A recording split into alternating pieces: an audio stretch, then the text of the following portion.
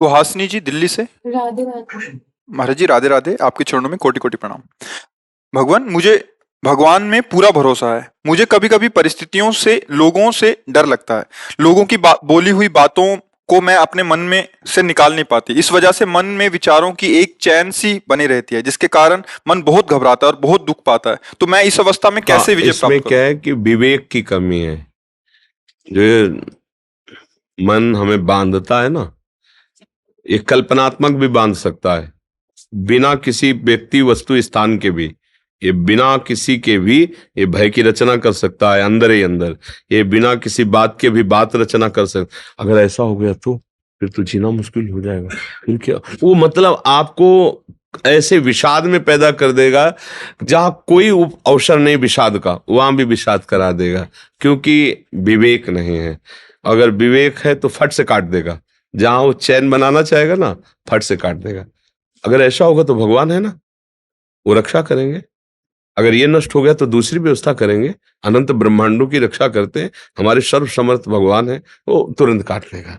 अब इतना आश्रय है नहीं, सत्संग का अभी रंग चढ़ा नहीं, तो विवेक रूपी कैंची सही है नहीं, तो काट नहीं पाती। अगर विवेक एक क्षण में कट जाएगा। कोई कोई घंटा में काट पाता है, कोई दिन में, कोई जीवन भर बनाए रखता है। ये वही आदमी है जिसने मुझे गाली दिया था, जीवन भर बनाए रखता है, और कोई एक सेकंड में काट दिया। ना ना, इसका कोई दोष नहीं है। मेरे किसी अवगुणों का सुधार करने के लिए, पाप का नाश करने के लिए भगवान इसे प्रेरित करके गालियां दिया रहे हैं। मंगल भवन है जो कर रहे हैं, अच्छा है प्रभु, बस निकल। विवेक ने क्या किया? और अगर विवेक नहीं, हमने तो कुछ बिगाड़ना नहीं था, इसने गाली दिया। कभी तो अवसर आएगा जब मिलोगी जिंदगी में, तो तुमने 10 दिए ना, 100 देंगे तुम्हें। अब वो पकड़े बैठा हुआ है। अब विवेक है तो एक सेकंड में काट दिया। तो ये जो चिंतन है, ये तभी सुधरेगा जब भगवत चिंतन हो। इसीलिए हम कह रहे हैं, सबको अगर सुख की चाह है तो नाम जप करो, दूसरा उपाय कोई नहीं है। ये तुम्हारे किसी के आशीर्वाद से, फल फूल देने से, जंतुर मंतुर बांधने से कुछ नहीं। राधा राधा राधा राधा, अच्छे आचरण करो। कोई भी तुम्हारे साथ जो प्रतिकूल व्यवहार कर रहा है तो भगवान देख रहा है।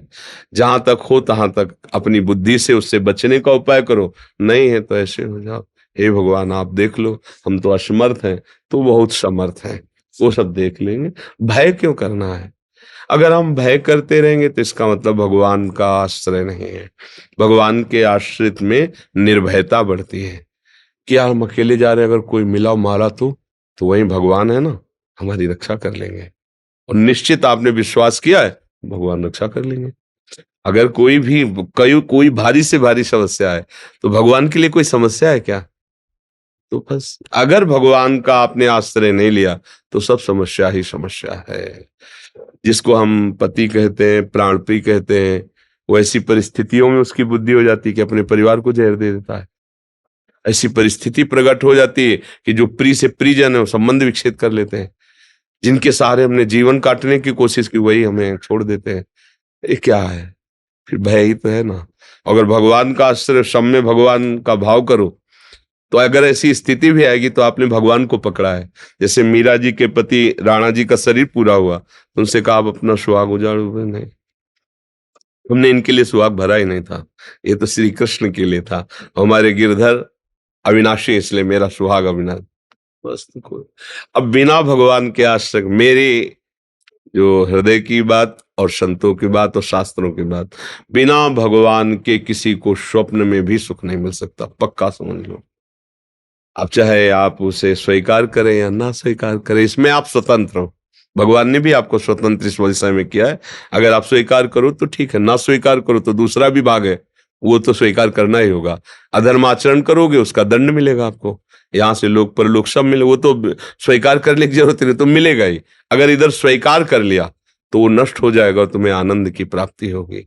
बस ये बात समझना है।